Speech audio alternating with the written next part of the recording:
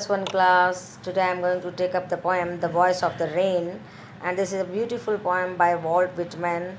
And Walt Whitman is widely considered to be the greatest and the most influential poet of United States. So let us talk about the poem. The poem is a dialogue between the poet and the rain, where the calling itself the poem of the earth. It explains its life cycle rising from the sea and the land in vapor form. The raindrops fall back, giving the world relief from drought and settling dust all over. तो rain जब आती है तो कितना अच्छा लगता है, सब कुछ धुला धुला सा साफ साफ सा लगता है. तो ये this poem is a dialogue between the poet and the rain. और पोएम में सेकंड करेक्टर पोइट ने लिया है रेन को पर्सोनिफाई कर दिया है और रेन से बातें कर रहा है पोइट. और पोइट कह रहा है, पूछता है रेन से कि हु आर यू. तो रेन अपने आप को पोएम ऑफ द अर्थ बता रही है. देखिए फर्स्ट पैराग्राफ में, and who art thou said I to the soft falling shower which strange to tell, give me an answer as here translated. Now what the poet is asking to the rain. देखिए poet जो है rain से बातें कर रहा है. कहता है and who art thou, thou means you, कि तुम कौन हो. And I said to the soft falling shower. Soft falling shower क्यों कहता है? The rain has a soothing effect, drops of the drizzle and the snowflakes fall gently. कि जब showers of the rain आते हैं तो कितना अच्छा लगता है, बिल्कुल धीरे धीरे सूदिंग लगती हैं बारिश की बौछारें हमें. तो which strange to tell. Now he is saying कि it is very strange that rain is telling मी.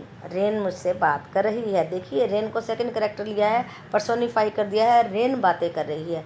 जब कोई भी नॉन लिविंग ऑब्जेक्ट बात करती है तो उसको कहते हैं पर्सोनिफिकेशन. तो इस पोएम में पर्सोनिफिकेशन यूज़ किया गया है. पर्सोनिफिकेशन एक पोइटिक डिवाइस होता है. गिव मी एन आंसर, तो कौन आंसर दे रहा है? रेन. रेन कहती है as here translated means the delicacy of his emotional response and his sensibility made him comprehend its pattern and translate its sound in words for us. Now rain की जो delicacy है, pattern sound है, वो translate कर रही है sounds को. कैसे ट्रांसलेट कर रही है? देखिए in the second stanza. Second stanza is, I am the poem of the earth, said the voice of the rain. Eternal I rise, impalpable, out of the land and the bottomless sea, upward to heaven, whence vaguely formed, altogether changed and yet the same. Now, what this rain is answering. Rain क्या कहती है? I am the poem of the earth. Poem of the अर्थ कैसे है? देखिए poem creative होती है, beautiful होता है. पोएम जो है क्रिएटिविटी ऑफ समबडी होती है और बहुत ही ब्यूटीफुल होती है. तो रेन भी अपने आप को करके I am the creativity of the earth, I am so beautiful, I am creative. what it is creating now. See, said the voice of the rain, eternal I rise, impalpable. Eternal जो कभी ख़त्म नहीं होता है. I rise, impalpable. Impalpable means unperceived. means मेरा एक ऐसा process है जो मैं अभी क्रिएटिविटी जो कर रही हूँ वो बिल्कुल अनपरसीव्ड है, किसी को पता भी नहीं चलता है. Out of the land, land से, and the bottomless sea, and उस सी से जिसकी कोई बॉटम नहीं है, मीन्स उसको कोई जानता नहीं है, इतना गहरा, इतना गंभीर है सी. अपवर्ड टू हेवन, हेवन की तरफ जो है क्रिएटिविटी लेके जा रही है रेन की. वो क्या है? देखिए पानी, पानी से बना वेपर, वेपर्स इवेपोरेट होकर के ऊपर जा कर के कंडेंस हो रहे हैं और वो कंडेंसेशन के बाद में वापस रेन की शेप में नीचे आती है. तो क्या कहती है rain? whence vaguely formed altogether changed and yet the same.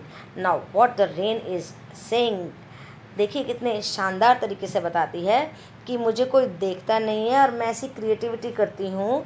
कैसे कि मैं पानी की लिक्विडिटी को वेपर्स में चेंज करती हूँ, फिर उसको इवेपोरेट करके कंडेंस करती हूँ और फिर से पानी की शेप में वापस ले आती हूँ। तो देखिए मैंने कितना चेंज किया पानी को, लेकिन फिर से पानी के रूप में रेन नीचे आ गई है। तो इसलिए कहती है rain, and yet the same, फिर भी मैं तो वही रेन हूँ।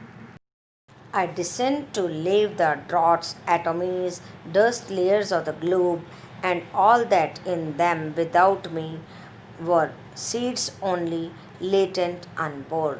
Now, what the rain is saying, I descend to leave the draughts, कि मैं जो ड्रॉट्स सूखा एरिया जो है उसको वॉश करती हूँ, एटॉमीज स्केलेटन्स वगैरह को वॉश करती हूँ, मीन्स ड्राई ऑब्जेक्ट्स को गीला करती हूँ, dust layers of the globe, और सारी डस्ट को ख़त्म करती हूँ, and all that in them without me were seeds only. अब क्या कहती है देखिए ध्यान से, जो अर्थ है, अर्थ के अंदर जो बीज हैं वो सीड्स ही रहेंगे, वो सीड्स जो हैं वो सीड्स ही रहेंगे, लेटेंट, हिडन, अनबोर्न, जो बिल्कुल पैदा नहीं हुए हैं। अगर रेन आएगी तो वो पैदा होंगे। तो इन अनबोर्न सीड्स को किसकी मदद चाहिए? रेन की मदद चाहिए।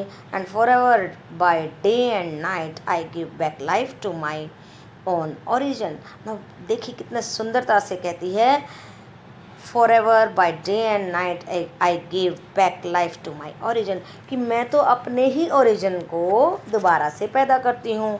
What does it mean?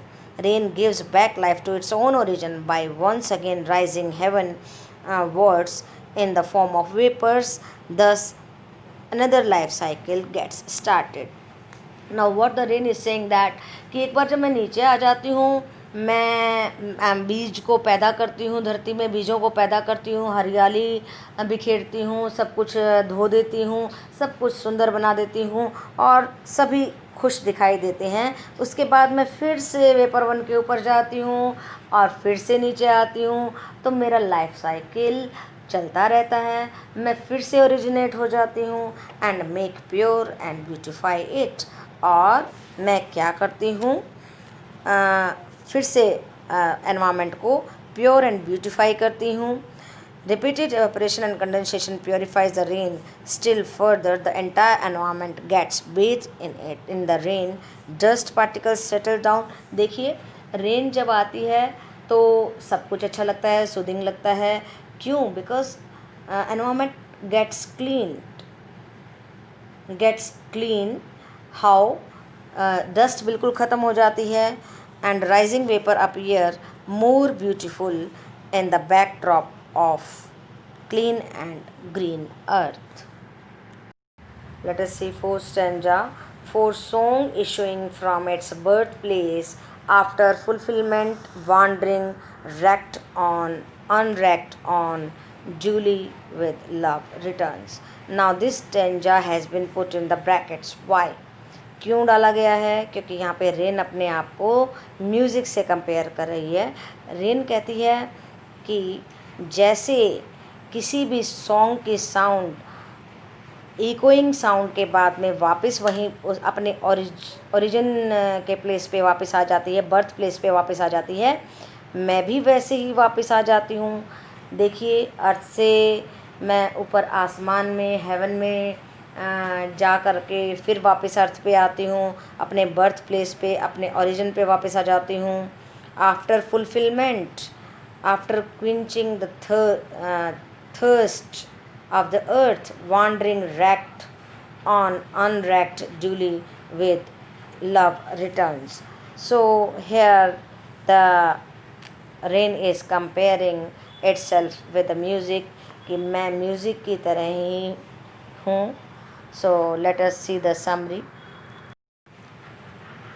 So summary क्या है इस पोएम की? देखिए, the voice of the rain celebrating the coming of the rain in the nature poem, fascinated by spontaneity and soothing effects of the rain, the poet asks it for an introduction. Poet पूछता है कि तुम कौन हो? Rain कहती है I am poem of the earth. It gives a detailed account of the cyclic movement, कहती है अपने लाइफ साइकिल के बारे में बताती है कि unnoticed by the people around the vapor rise as clouds from the womb of the earth, कहती है कि मैं धरती के गर्भ में से उठती हूँ, and the unfathomable sea, ऐसा सी जिसके बारे में कोई जानकारी ही नहीं ले सकता है, जिसको अभी तक आज तक कोई जान नहीं पाया है, taking non-distinct shapes in spite of this transformation. This vapor turned water basically remains the same. Now what it is saying कि मैं धरती के गर्भ से सी से जा कर के ऊपर हेवन में ट्रांसेंड हो करके वापस आ जाती हूँ, और एक ऐसे प्रोसेस से जिसको कोई नोटिस तक नहीं करता है. The rain falls from the haven above quenching the thirst of every single tiny particle and quelling the drought. तो रेन सभी की प्यास बुझा करके ऊपर जाती है, नहीं ऊपर से आती है, सभी की प्यास को बुझाती है. Helping in the germination it stirs life into the dormant seeds, और धरती के अंदर छिपे हुए सीड्स को जीवन देती है. By drenching the earth it prepares ground for another cycle of life for itself, और अपना दोबारा से लाइफ साइकिल शुरू करती है. मीन्स ऊपर पानी जो है वेपर बन के ऊपर एवापोरेट होकर के जाता है, कंडेंस होता है, फिर से रेन बनती है, फिर से वही प्रोसेस चलता रहता है. Towards the end of the poem a parallel is drawn between the rain and the music, और लास्ट के स्टैंजा में ब्रैकेट में रख कर के ये बताया गया है कि rain is comparing itself with the music. Just as rain originates from the womb of the earth, music also emanates from the heart of the singer. तो ये म्यूज़िक भी, सॉन्ग भी मनुष्य के दिल से निकलता है और दिल तक पहुंचता है. देखिए ज़रा कैसे. Rain falling all over the branches, everything preparing to start another cycle. Music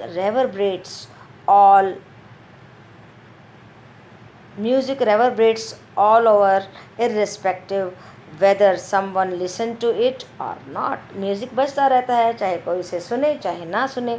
It echoes in the heart of the singer, exuding a sense of joy and satisfaction. और जब सिंगर गाता है तो उसके, जब वो मन से गाता है तभी अच्छी आवाज़ निकलती है ना. तो देखिए सिंगर के मन से खुशी निकलती है और दूसरे व्यक्ति के मन तक वो पहुंचती है. Quite akin to each other, the rain and the music make the world more liveable. तो रेन और म्यूज़िक दोनों ही वर्ल्ड को लिवेबल बनाते हैं, ब्यूटीफुल बनाते हैं. तो रेन जब अपने आप को सॉन्ग के साथ कंपेयर करती है तो बिल्कुल बहुत अच्छा करती है, और बिल्कुल ये अप्रोप्रिएट है जब वो अपने आप को कंपेयर करती है. So beautiful is rain as the song is. Now let us see which poetical devices, literary devices poet has used in this poem are personification, metaphor and oxymoron. So personification तो साफ दिखाई दे रहा है जब rain से question पूछा जाता है and who art thou, और फिर रेन जवाब देती है, कहती है I am the poem of the earth. तो यहाँ पे रेन को बातचीत करते हुए दिखाया गया है, जबकि रेन तो नॉन लिविंग थिंग है, बात कर ही नहीं सकती है. तो इसीलिए यहाँ पर पर्सोनिफिकेशन यूज़ किया गया है. The persona of the rain on the several occasions refers to itself as I. तो रेन अपने आप को आई कह करके बात करके बताती है, एक पावरफुल करेक्टर की तरह पोइट के साथ में बात करती है. Now let us see what metaphor has been used here. When the rain calls itself poem of the earth, अपने आप को पोएम ऑफ द अर्थ कहती है, तो वहाँ पे पोएम ऑफ द अर्थ क्या है, मेटाफर है. देखो पोएम, ये जो रेन है बोलती है वो तो पर्सोनिफिकेशन है, लेकिन पोएम ऑफ द अर्थ अपने आप को बता रही है, ये मेटाफर यूज़ कर लिया है पोइट ने पोएम ऑफ द अर्थ कह के रेन को. Poetry is creativity at its best. It is characterised by music and rhythm. It has the power to soothe, heal, rejuvenate, transform and thrill. So music से भी compare किया है, तो यहाँ पे मेटाफर यूज़ किया गया the poem of the earth. Now what is oxymoron. Oxymoron use किया गया. ऑक्सीमोरोन होता क्या है, when two contradictory words or the ideas are put together, दो वर्ड्स हैं कॉन्ट्राडिक्टरी हैं, बिल्कुल उल्टे हैं, फिर भी इनको इकट्ठे रख दिया गया है। कैसे, देखिए, this figure of the speech is use to draw attention to apparent contradiction. For example, altogether changed and yet the same. Now rain कहती है कि मैंने पानी की फॉर्म को बदल दिया एंड फिर भी आई एम द सेम। दोनों ही कॉन्ट्राडिक्टरी हैं, चेंज्ड एंड सेम। और इन दोनों वर्ड्स को लेकर के पोएम ने जो है पोइट ने रेन को एक्सप्लेन किया है।